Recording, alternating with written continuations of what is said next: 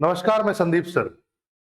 आज हम लोग एक बहुत ही इंपॉर्टेंट टॉपिक मिडावल इंडिया का, खासकर मुगल पीरियड का देखेंगे। और टॉपिक है हम लोगों का कि मुगल काल में यानी मुगल पीरियड में जो डेक्कन इंडिया था उसका जो रूरल स्ट्रक्चर था वो कैसा था, ग्रामीण समाज की संरचना कैसी थी दक्कन भारत की। यहाँ पर जैसे आप देख भी रहे होंगे, rural society of Deccan during the Mughal period, Mughal काल में दक्कन का ग्रामीण समाज। दक्कन ये क्षेत्र है, आपको दिख रहा होगा। यह बेसिकली इसको हम लोग दक्कन का क्षेत्र कहते हैं, ये जो एरिया है।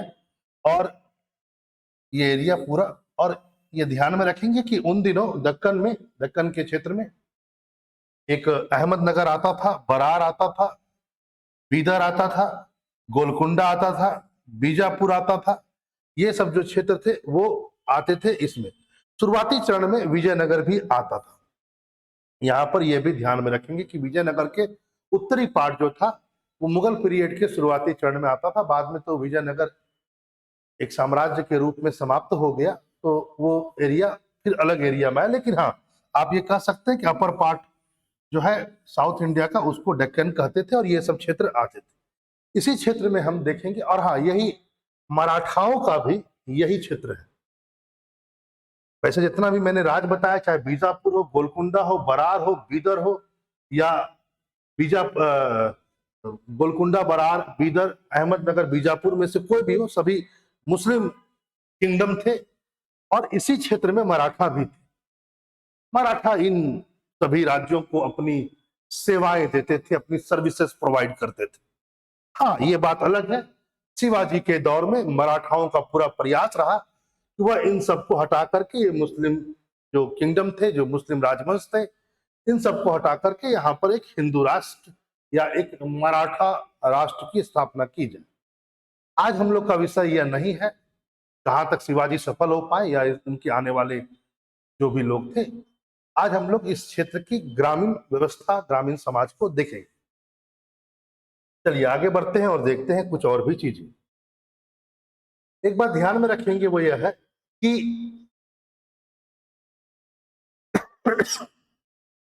इस क्षेत्र में जो गांव थे मुगल पीरियड में, इस क्षेत्र के जो गांव थे, बेसिकली मैं कह रहा हूं गांव, गांव को मौजा कहा जाता था, या मौज, है ना, मौजा कहा जाता था। इस बात को आप ध्यान में रखेंगे।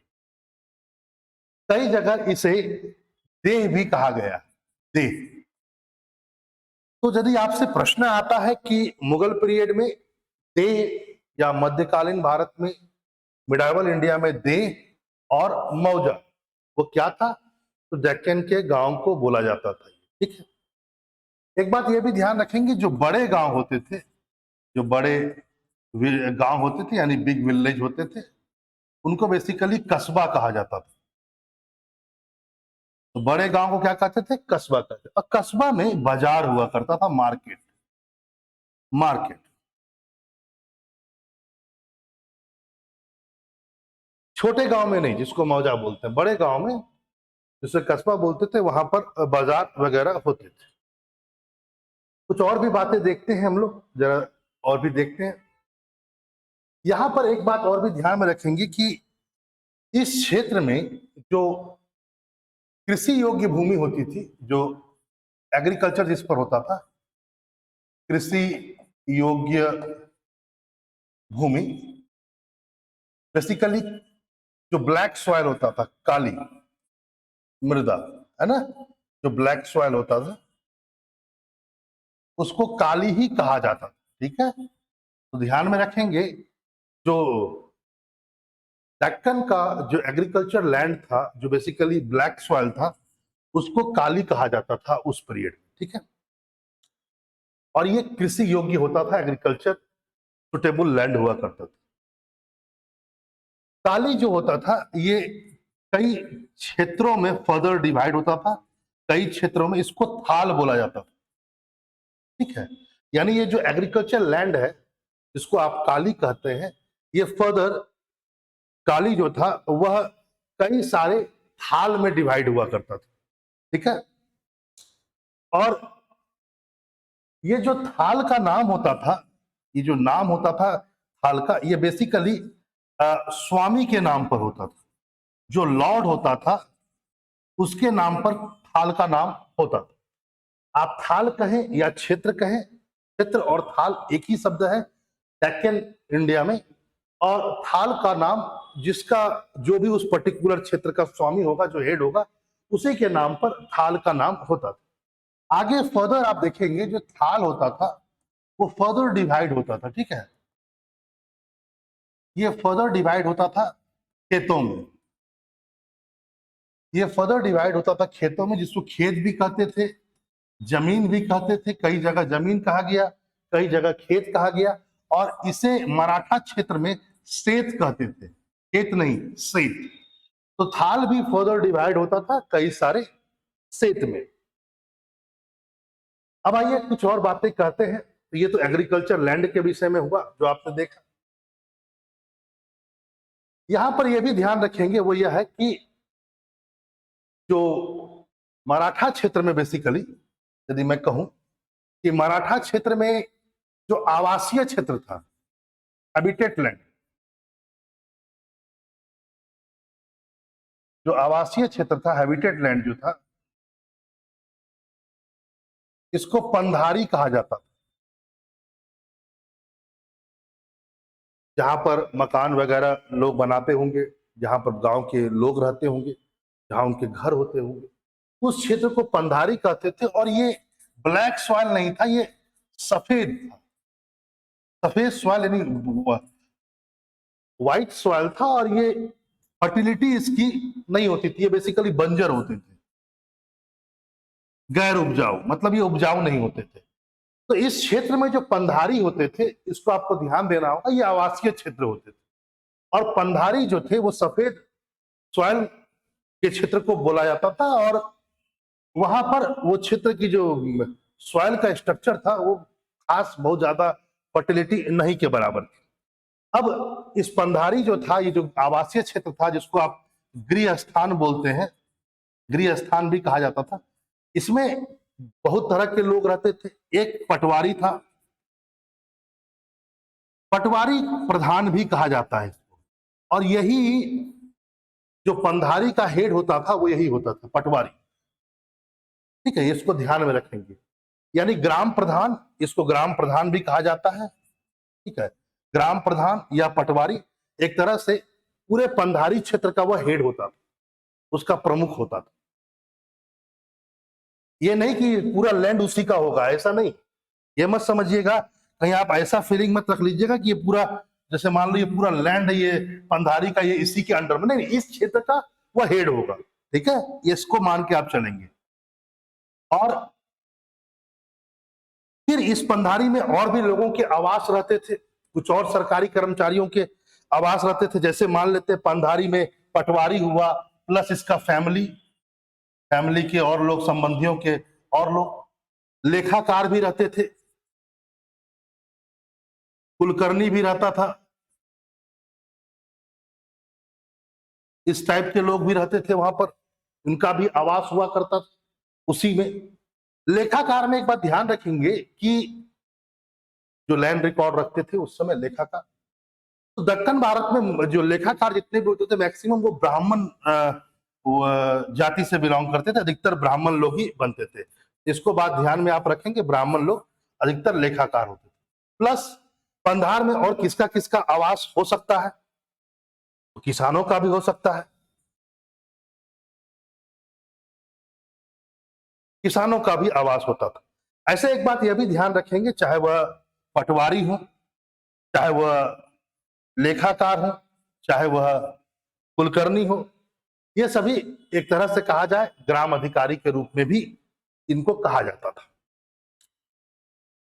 यहां पर और भी लोगों का घर था, जैसे ग्राम अधिकारी में कुछ और भी ऐसे ग्राम सेवक,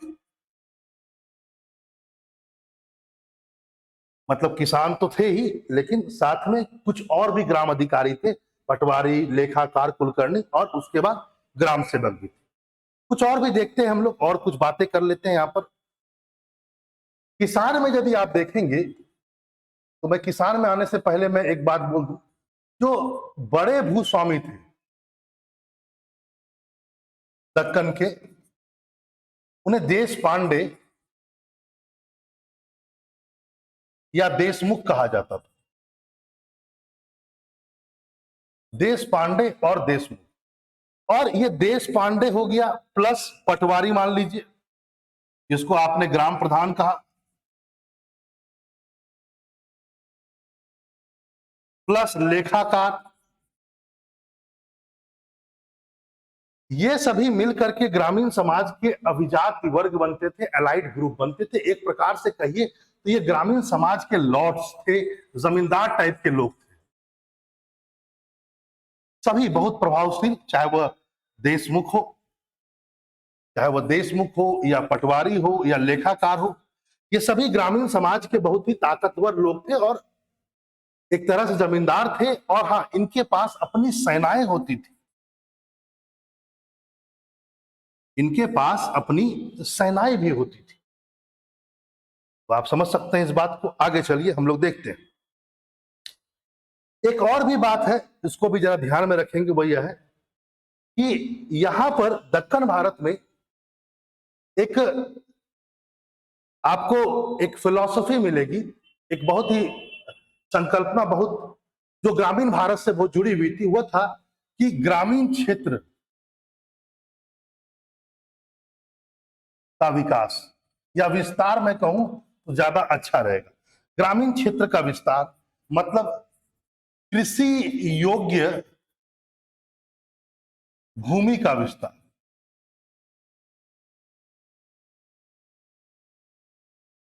आपको पता ही है कि जो डेक्कन था वो बहुत ही, वहां पर बहुत सारे पर्वत हैं, पठार है, जंगल थे। तो वहां पर एक बहुत सामान्य सी बात थी कि जितने भी बड़े बड़े लोग होते थे, जागीरदार होते थे या शासक होते थे, उनका हमेशा यही प्रयास रहता था कि वह कृषि योग्य भूमि का विस्तार जितना हो सके उतना करें।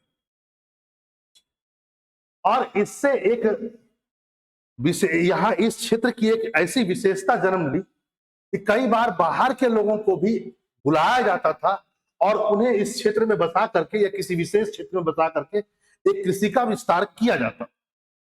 शुरुआत में वह इस क्षेत्र के अपने निवासी नहीं होते थे, लेकिन आगे चलकर उसे निवास प्रमाण पत्र उस क्षेत्र का मिल जाता था।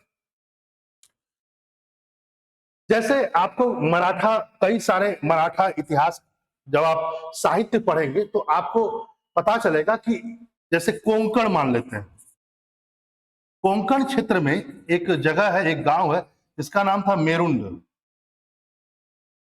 मेरुंड एक गांव है कोंकण क्षेत्र में। तो मराठा साहित्य में लिखा हुआ है कि चितपावन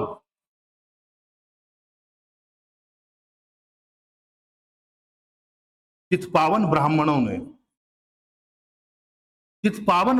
ने उस क्षेत्र में जाकर के उस क्षेत्र को बसाया। कोंकण का जो मेरुंड गांव था वो पहले एकदम कोई गांव ही नहीं था। सच्चाई है कि चितपावन ब्राह्मण वहां गए, उनको दिया गया, वो वहां पर गए और अपनी कौशल से, अपने प्रयास से उन्होंने उस क्षेत्र में की जमीन को कृषि योग्य बनाया और एक गांव बसाया। आगे चलकर यह भी लिखा हुआ है, वहां के दस्तावेज से पता चलता है कि वहां पर आगे चलकर कारीगर हुए, धोबी हुआ और कई प्रकार के वर्ग और भी जाकर के वहां बसे। ऐसा ही कुछ आपको यह भी पता चलेगा कि केवल यही नहीं है कि केवल इन्हीं को मिला हो। जब आप देखेंगे आगे तो शिवाजी के पिताजी जो शाहजी थे, शिवाजी के पिताजी शाहजी भोसले, तो शिवाजी के पिताजी को भी ऐसे ही पूना क्षेत्र में कोई जागीर दी गई थी और उस जागीर का उन्होंने वहां विस्तार किया, वहां कृषि का विस्तार किया, गांव का विस्तार किया और उस क्षेत्र में विकास किया। तो शाहजी को भी इसी ढंग से एक जागीर मिली थी पूना की, आपको दिया गया है, आप उसका विस्तार भी वहां पर, जैसे शाहजी हो या कोई भी हो, जब वहां बसाते थे, वह उस क्षेत्र को कृषि योग्य बनाते थे, तो वहां की एक जंगली आदिवासी कम्युनिटी थी, उसका वो हेल्प बहुत ज्यादा लेते थे। उसका नाम है मवाली, मवाली या मवालो बेसिकली। तो मवाली जनजाति थी, उसका हेल्प लिया जाता था। वो लोग बहुत हेल्प करते थे कृषि क्षेत्र को कृषि योग्य बनाने में। जैसे कि यह जंगली आदिवासी तो थे ही, ये क्या करते थे, जंगलों की कटाई करते थे, जंगलों की कटाई करके मदद करना, डाकुओं को मारना, जंगली जानवरों को मारना।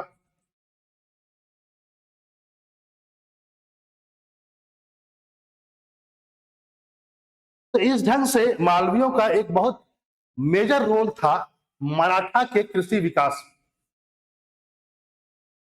यदि वो अच्छा परफॉर्म करते थे तो आगे चलकर उन्हें बाकायदा जमीन का मालिकाना हक भी दिया जाता था, उस क्षेत्र में उनको बसाया भी जाता था। इसको भी ध्यान में रखेंगे। चलिए आगे बढ़ते हैं और भी चीजों को देखते हैं। जब आप किसान वर्ग की चर्चा करेंगे तो आपको एक किसान वर्ग मिलेगा जिसका नाम है मिरासी। मिरासी किसान वर्ग, यह दक्कन का बहुत ही प्रमुख किसान वर्ग था जिसको कहते थे मिरासी। मिरासी एक अरबी शब्द है यदि आप बात करेंगे, अरबी शब्द, और इसका मतलब होता है पैतृक या अनुवांशिक अधिकार, अनुवांशिक समिति, संपत्ति। तो मिरासी किसान वो होते थे, बड़े किसान तो होते ही थे, और इनके पास अपना लैंड होता था। मतलब ये स्वामी होते थे अपने लैंड के, और अपने मतलब लैंड का ओनर होते थे, और अपने जमीन पर ये खेती करते थे, इनको दी जाती थी। माना जाता है ये मिरासी जो किसान होते थे यही सबसे पहली बार किसी एक क्षेत्र को कृषि योग्य बनाते थे, इसलिए उन्हीं के नाम पर जमीन हो जाती थी, और एक तरह से वो जमीन के मालिक हो जाते थे कृषि जमीन के। लेकिन इनके पास बहुत सारे अधिकार थे। बाई चांस मान लो वे अपने गांव को छोड़कर चले गए, लेकिन यदि दोबारा वो आते हैं तो उनको जमीन मिल जाती थी। इसके लिए सरकार को उन्हें कुछ ना कुछ मुआवजा अलग से देना पड़ता था। यहां पर यह भी ध्यान रखें, वो यह है कि इन्हें पूरा अधिकार था, ये अपनी जमीन बेच भी सकते थे, किसी दूसरे को दे भी सकते थे। हाँ, इस क्षेत्र का वह जो भी क्या कहता है राजस्व अधिकार होता था, वो समय समय पर जैसे लगान वगैरह है वह सरकार को वो देते थे। ये जरूर था, ये नहीं कि यदि वो मालिक है और वही रहेंगे, लेकिन उनको भी अपना राजस्व जो होगा यानी कि जो लगान होगा, जो लैंड रेवेन्यू टैक्स होगा, तो सरकार को तो देना पड़ेगा। मिरासी जमींदार और जमीन लेकिन ये बेच सकते थे, प्रभाव भी बहुत ज्यादा था। मिरासी जमींदार जो होते थे, सॉरी मिरासी टाइप के जो किसान होते थे, वो ग्राम पंचायत में भाग लेते थे, तो प्रभाव बहुत ज्यादा था। प्रत्येक मिरासी जो किसान होते थे उनका अपना चिन्ह भी होता था, प्रत्येक चिन्ह, और सबको हल, प्रत्येक तो नहीं कहूंगा लेकिन मैं कहूंगा कि इनको एक विशिष्ट प्रकार का चिन्ह दिया जाता था कि आप मिरासी जमींदार हैं या मिरासी किसान है, और इनका प्रतीक चिन्ह जो था वो हल था। एक दूसरा प्रकार का भी आपको मिलेगा किसान वर्ग, जिसको कहा गया वहां पर उपारी, उपारी काश्तकार। ये अपना मूल जो गांव था उसको छोड़ देते थे और दूसरे गांव में खेती करते थे। मान लेते हैं किसी मिरासी के अंदर। इसका मूल कारण क्या होता था, मान लेते हैं कि उनका किसी गांव में जमीन होगा, मान लेते हो किसी गांव के मिरासी रहे हो, लेकिन जब वो दूसरे गांव में आकर के खेती कर रहे हो दूसरे मिरासी के अंडर में, तब वो उपारी काश्तकार कहे जाएंगे या उपारी टिनेंट कहे जाएंगे। उसका मूल कारण था, मान लेते हैं उस क्षेत्र में कोई बहुत बड़ा डिजास्टर आ गया हो, प्राकृतिक कोई आपदा आ गई हो, युद्ध के कारण छिन्न भिन्न हो गया हो पूरी स्थिति, बाढ़ आ गई हो, तो कुछ आक्रमण, किसी जंगली जानवर का आक्रमण हुआ हो, तो इस कारण से कई बार किसानों को अपनी जमीन से हाथ धोना पड़ता और आगे चल करके वो दूसरे की जमीन पर खेती करते थे। लेकिन एक बात ध्यान रखेंगे, जो उपारी किसान होते थे इन्हें आगे चल करके यदि वह सही से अपना रेंट अदा कर रहे हो, सही से नजराना पेश कर रहे हो, तो आगे जाकर के इनकी पूरी पॉसिबिलिटी यह थी कि आगे चल करके ये मिरासी जमींदार बन सकते थे। इस बात को आप ध्यान में रखें।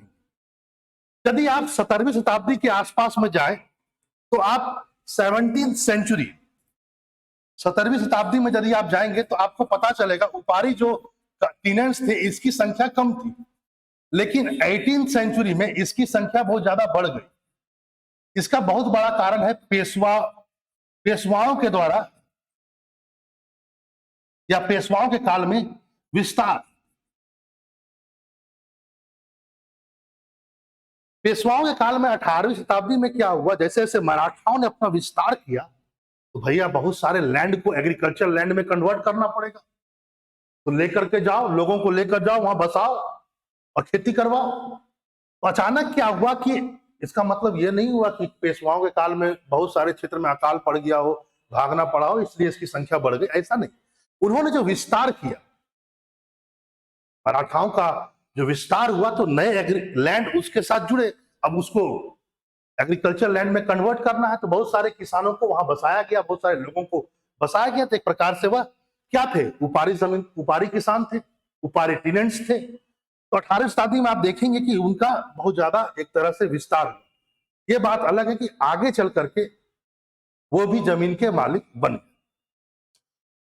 तो आपने अभी देखा कि दक्कन में कृषि संरचना क्या थी और कैसा ग्रामीण समाज था। बहुत सारी चीजें अभी बाकी है, अगले वीडियो में हम लोग इससे आगे देखेंगे। फिर मिलते हैं, नमस्कार।